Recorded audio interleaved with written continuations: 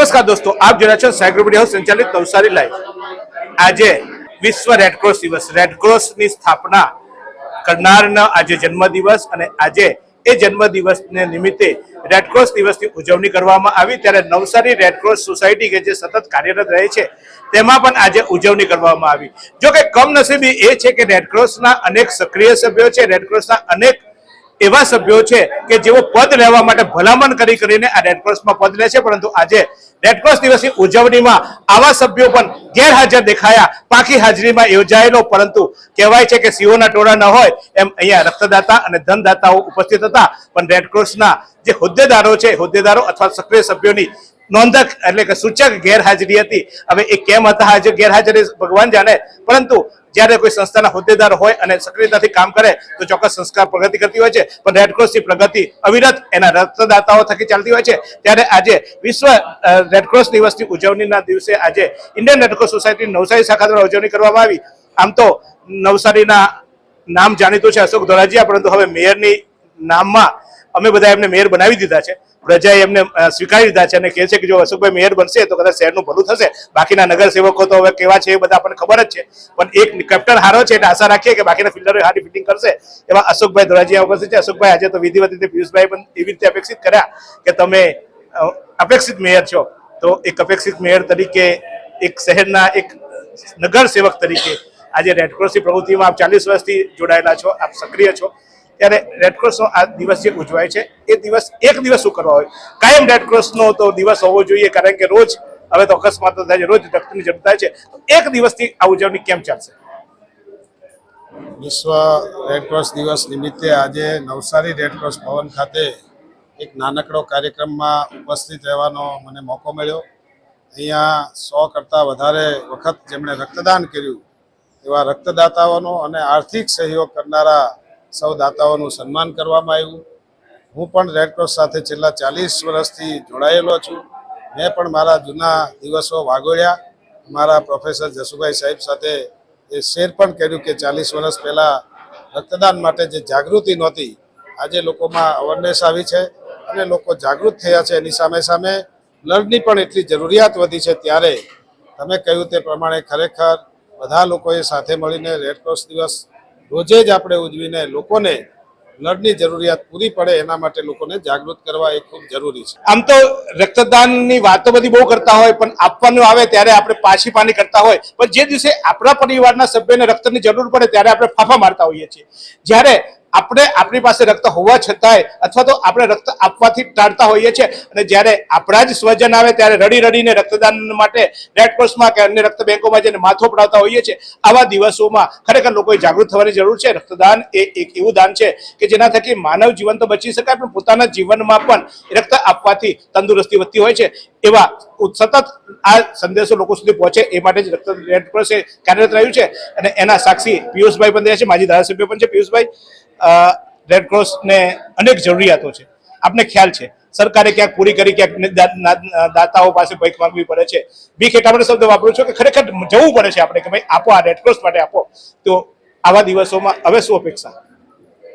જીતુભાઈ, ખૂબ આપે જે વાત કરી તે સાચી વાત છે। અનેક વખત આર્થિક મદદ તો થાય છે, પરંતુ એમને જે જગ્યાની જે વાત હતી એ પણ આદરણીય નીતિનભાઈ જ્યારે હતા અને હું પણ એનો સાક્ષી હતો, સિદ્ધાંતિક સ્વીકાર થયો છે, વહીવટી મંજૂરી પણ આપી છે નવી જગ્યાઓ માટે। એ જગ્યા મેડિકલ કોલેજની જે બનવાની હતી એ પણ અત્યારે એ જગ્યા ખાલી છે, પરંતુ કોઈક હિસાબે હજુ એને ફાઇનલ ટચ જ્યારે નથી આપ્યો ત્યારે બધા જ આગેવાનો, ધારાસભ્યશ્રી, સાંસદશ્રી, બધા સાથે આગેવાનો, નગરપાલિકા પણ એમાં સાથે રહીને નજીકના ભવિષ્યમાં એ મને એને માટે કલેક્ટરશ્રી અને આરોગ્ય અધિકારી અને ખાસ કરીને આરોગ્ય મંત્રીશ્રીને આ બાબતમાં વાત પણ કરવાના છે।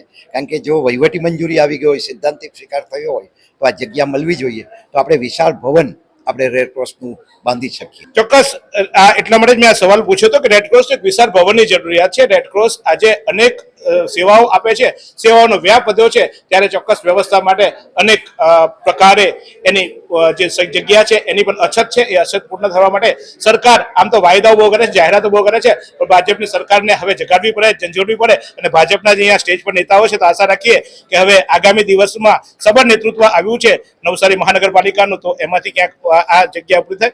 પરંતુ કહેવાય છે કે રેડક્રોસનો જીવ એટલે રેડક્રોસની જે કરોડરજ્જુ છે એ રક્તદાતા છે, અને રક્તદાતા હંમેશા સક્રિય હોય તો જ રેડક્રોસની પ્રવૃત્તિ ચાલતી હોય છે. ગમે તેટલા મોટા ભવનો બનશે, ગમે તેટલી પ્રવૃત્તિઓ બનશે, પણ રક્તદાતા નહીં હોય તો ચોક્કસ રેડક્રોસની પ્રવૃત્તિ અટકી જશે. અને એવા રક્તદાતા પૈકી એક રક્તદાતા બળજોટભાઈ અહીંયા ઉપસ્થિત છે. આમ તો બધા અમારા બધાનો લોહી એમ કે ઘરવાળી બહુ પી જાય, તારું લોહી લોકો પી જતા છે. મારું નથી પીતી એટલે મારાથી ડોનેટ થતું છે. હવે ઘરવાળી છે ને અહીંયા ક્યાં છે આ રહી પેલી. કેવું ભાવ થાય એક રક્તદાન જયારે આપો ત્યારે? કારણ કે બધા બહુ દાન આપતા હોય, પણ રક્તદાન આપો ત્યારે જ્યારે શરૂઆત કરેલી ત્યારે એમ સારું લાગતું હતું, હવે આજે રૂટીન થઈ ગયું છે. એટલે પણ એવું કહેવાય કે આથી જયારે પહેલા રક્તદાન આપવાની વાત આવતી ત્યારે લોકોને ડર લાગતો કે હા લોહી આપવાનું જરાક મસ્તું. ત્યારે એ વખતે કેવું, આજે અત્યારે તો હવે શીખતા રૂટીન થઈ ગયું. પહેલી વાર જ્યારે રક્ત આપવાની પ્રેરણા કેવી રીતે થઈ હતી? મેં પહેલે છે ને ઇમરજન્સીમાં જ બ્લડ આપતો હતો. પછી એકવાર મને ડૉક્ટર ધનંજયે કહ્યું કે જાણે તમારું એ પોઝિટિવ બ્લડ ગ્રુપ છે કે અમને થેલેસીમિયાના છોકરાઓને માટે ઘણું જરૂરી છે, તો તમે જો રેગ્યુલર આપો તો એ સારું. ત્યાર પછી આ રેગ્યુલર ચાલુ કીધું. ચોક્કસ આ એટલા માટે મેં પૂછ્યું કે ઘણા લોકો આજે રક્તદાન આપવાથી સશક્ત હોવા છતાંય ગભરાતા હોય છે. જીમમાં રોજ જાય પણ લોહી આપવાની વાત આવે ત્યારે દૂર ભાગે.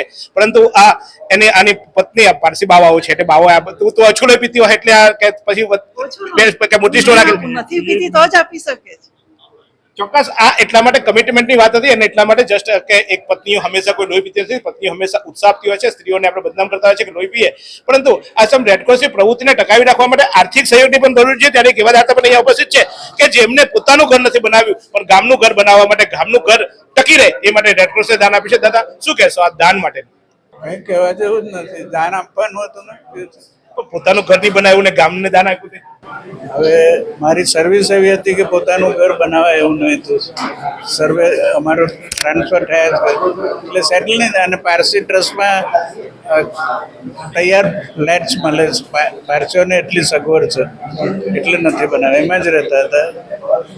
તો જુઓ આ એટલા માટે મેં આ શબ્દ વાપર્યો કે એક સમાજ છે પારસી સમાજ કે જ્યાં અનેક લોકોને રહેવાની સગવડ હોય છે. એટલે આપણે બધા કરોડો રૂપિયા ઘરમાં ખર્ચતા હોઈએ છીએ, પરંતુ આ લોકો સમાજને ઘડવામાં, ઘર બનાવવામાં નહીં પણ સમાજને બનાવવામાં, સમાજની એકતા રાખવામાં અને સમાજની ઈંટોને મજબૂત બનાવવા માટે દાન આપતા હોય છે. ત્યારે આવા દાતાઓને પણ સલામ છે.